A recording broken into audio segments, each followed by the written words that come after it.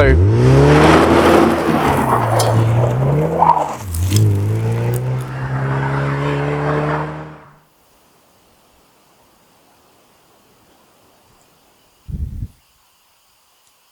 it on? Are you recording? Great. Okay, you join me today on a bright sunny afternoon in the southeast of England with my Mazda MX-5.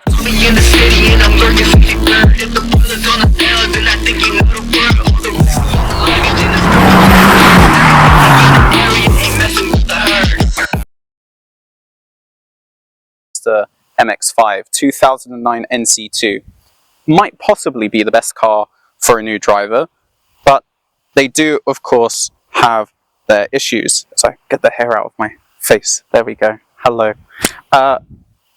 With a car that's 17 years old, of course, you're going to expect issues, whether it's fading paint and dirt and issues of corrosion on the brake discs, whether it's scratches that are further than clear coat deep, which you have to deal with as well, whether you've got some PPF protection peel, having issues here, peeling away. There are quite a few problems that, as a new driver, you will have to overcome with a car like this. And as well, it's showing its age. It's quite tired and a bit too bouncy, so that will need addressing too. So, red cars do suffer from UV damage, and this Mazda is no exception. Underneath the dirt here, you might be able to catch a glimpse of the paint starting to fade on the bonnet. As well, something to be mindful of here on the front bumper as well, we have lacquer peel, very common for Japanese cars from this period. Otherwise, mechanically quite simple, fun to drive, and as I would like to demonstrate to you both now, well, all of you, many of you, there's going to be millions of you. I'm kidding. As I would like to demonstrate to you all now, I think this is the best first car that you can buy in 2026.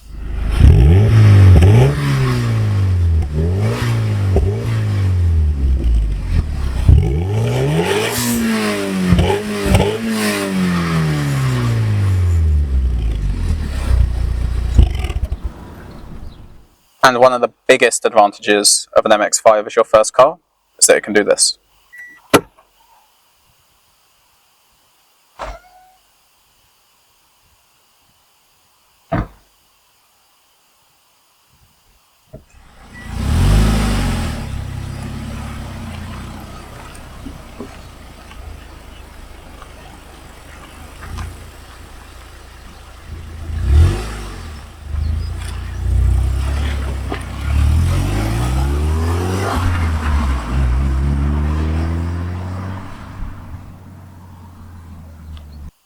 So you're now joining me inside, or mostly inside of a Mazda MX-5, and we're just going to go for a short drive around the Kent Downs and talk more about the Mazda MX-5 NC.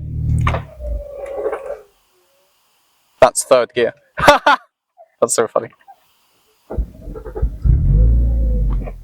There we go, that's better. There we go. Crisis averted.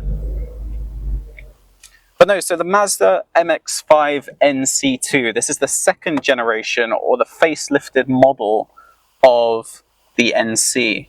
The very popular Mazda Miata was a sports car produced by Mazda in Japan, producing roughly 126 horsepower from new, this being a 1.8 litre rather than the more desirable 2 litre. Now, as a new driver, you have to make sacrifices, and one of the sacrifices you have to make, unfortunately, is power. The 1.8 litre producing 126 horsepower is a much more economical car, but it does have its own issues with regards to oil burning and also maintenance. Whereas the 2 litre engine is more positioned for an enthusiast, the 1.8 is a more economical engine designed for commuting. On a long journey, I can find myself working towards maybe just over 40 miles per gallon, and that's not driving below the speed limit, that's driving at the motorway speed limit of 70 miles an hour. Of course, I just had a horse. Of course, while there are drawbacks to this car, this particular model especially, smaller engine, less desirable, no sat-nav, no traction control, what it does make up for is pure driving enjoyment. Here we are going through the B roads of a village in Kent, and the views are stunning. And I have an infinite view of the sky or the branches above me. As well, not many first cars are rear-wheel drive, and this has a 5-speed manual transmission. For MX-5 drivers and owners who want to push high power in their cars, the 5-speed transmission is preferred. So that's something you don't have to consider in the future. Unfortunately, this would not make a very good drift car. Not because of a lack of power, because the power that it has is plenty, but because it lacks a limited slip differential. A limited slip diff will cost you about £400 and the labour cost to do so. So there's been a mixed bag of successes and failures so far of the NC2. Why do I think it's the best car for a new driver? Well, 1.8 litre engine is less desirable, so there are less accidents, so therefore it's cheaper to insure.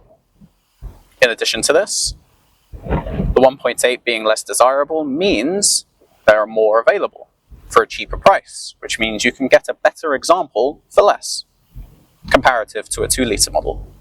The purpose of the Mazda MX-5 was never to drive fast in a straight line. It was always about the driving experience.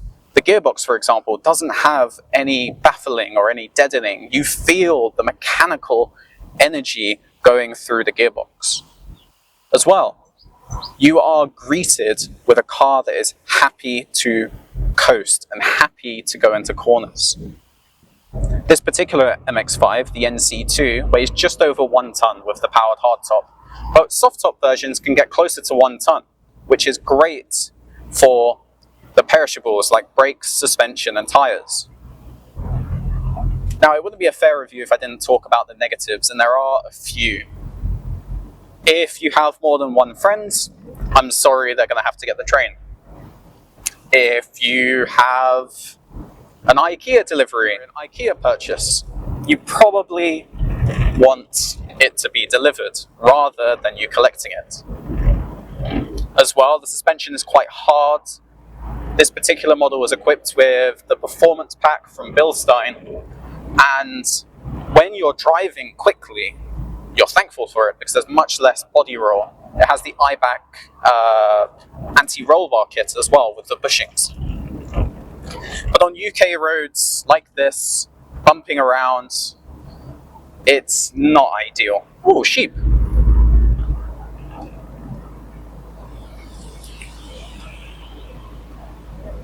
Look at those are cool.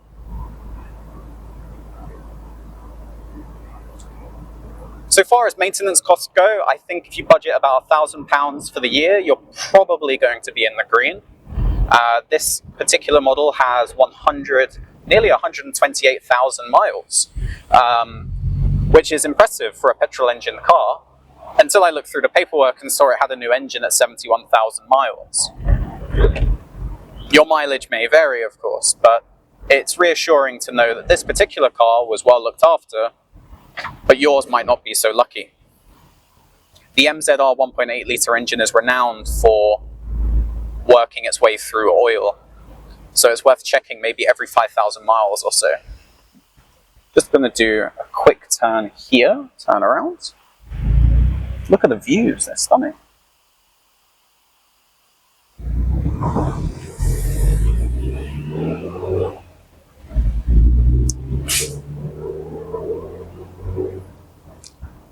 But it's rather well known that in the Mazda community, especially the MX-5 wider community, whether you have the first generation pop-eyed NA or the newest ND, These cars are not fast, but they teach you about momentum driving. They teach you about how to carry speed through the corners with a chassis designed to handle well. These roads are perfect for the MX-5.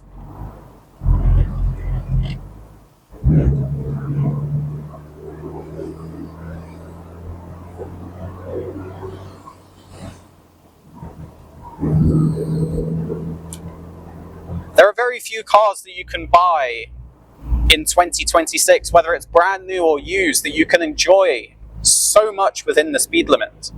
These roads, technically a 60-mile-an-hour speed limit. You wouldn't want to do 60 miles an hour.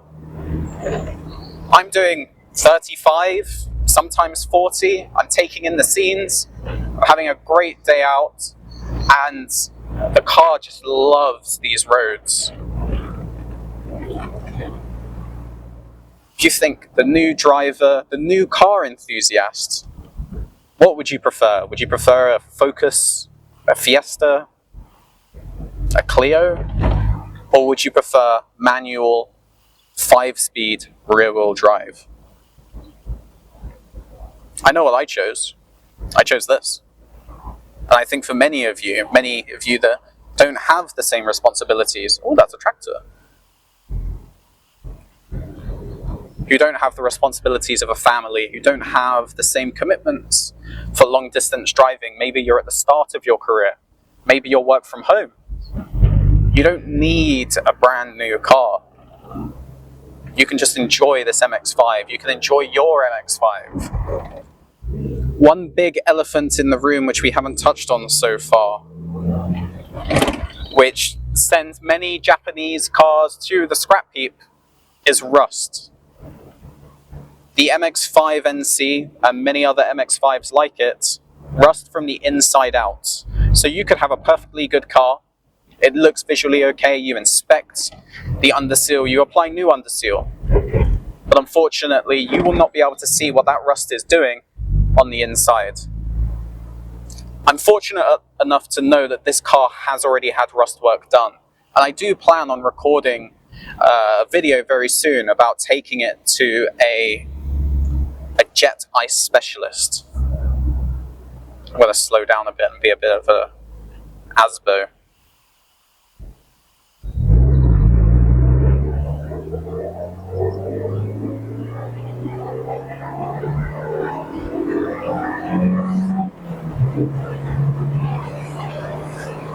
It gets going, and it stops well too. I think that's us. I have many more things planned for the MX-5 NC, and if you've enjoyed this video, I'd really appreciate it if you liked and subscribed, maybe shared it with a friend. Otherwise, good afternoon, good night.